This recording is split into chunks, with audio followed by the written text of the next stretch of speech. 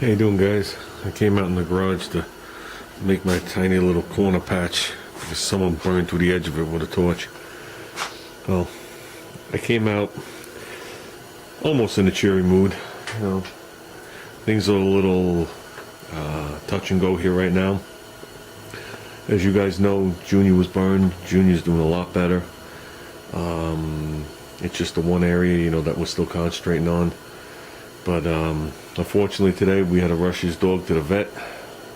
5-year-old, almost 6-year-old Shih Tzu poodle. Had it in a couple of my videos. Had stopped eating and started throwing up and all the things that go with it. I don't have to describe. And as of right now, the kidneys and liver aren't quite functioning correctly. And they did a bunch of blood tests and we're still waiting for the results to find out why.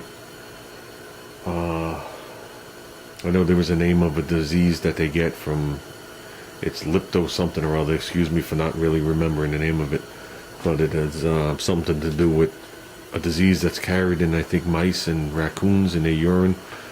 And they said the dog could have actually stepped in the raccoon urine and then licked its paws and got it. So at this point, you know, it's touch and go. So I feel real bad for the little guy right now, you know, and my wife and, you know, the rest of us. But, you know, this was his dog, you know, like the rest of his pets.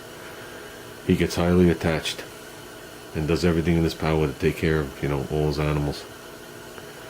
So with that, him and my wife just went out for a little while, you know what I mean, to clear their heads.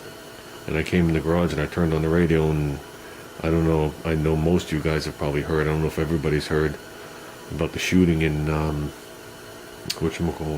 Sandy Hook, Connecticut, where the guy, I'll say, went berserk because I really don't know how to describe it. And he went in there and he killed his mother, killed the principal, and killed, I don't know if I'm going to get it right, I think approximately 20 children that were kindergartners and first graders. Then killed himself. Unfortunately, he didn't kill himself first. So, I don't know. I don't know how much work I'm going to get done out here tonight.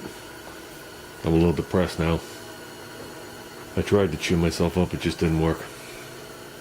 So that's why I got the radio off. But I might just tackle welding that little tiny patch in there.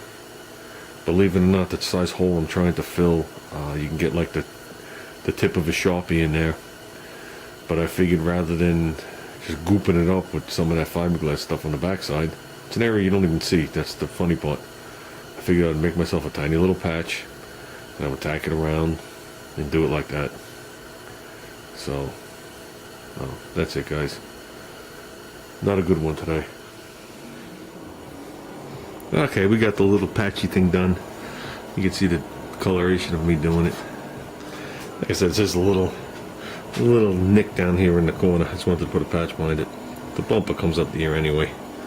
So, I wanted something solid after all this work. Couple of things I did want to touch on. I had comments about the tires. These aren't the rims that are going on the front of the car. Okay? The aluminum slots are going back on the front of the car. The purpose of this was to test this tire height, to go with a tire like this, but obviously a new one. Okay, that's an original tire, that's not a repop. That was on some guy's car from the early 70s. It was on a 67 or 68 Camaro, along with the wheels. So that tire's shot. But I went online to price them out on Coca, and I priced out the Pro Tracks, and I priced out like Firestones and BF Goodrich's, and they're ranging anywhere from $370 to $400 and change for a pair of tires, unshipped. So I don't know if you guys are going to see those on there this year, considering the other tires are brand new. You know what I mean? It's hard enough to justify some of the money I spend on the car as it is. It's impossible to justify me buying a second item that's almost identical because I want an inch taller tire at this time of my life and spend $400. So, you know, with the economy the way it is, things just aren't the way they were. So, you'll probably see exactly what you saw in there last year. And I did want to touch on the thing with Ruben and that compressor. Good job there, Ruben. Not only did you fix it, but you learned how it worked so you could fix it. And that's the one thing I relate to anybody that wants to actually learn something from me. You know, anybody that wants me to show them something. I'm not just going to tell you to change the part, I'm going to show you how it works.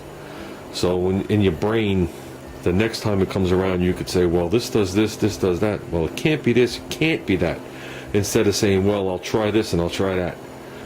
Once you start getting the it can't be's in there, and you take the items, say my hand here, and you start getting rid of, you know, some of the items, you're stuck with these two.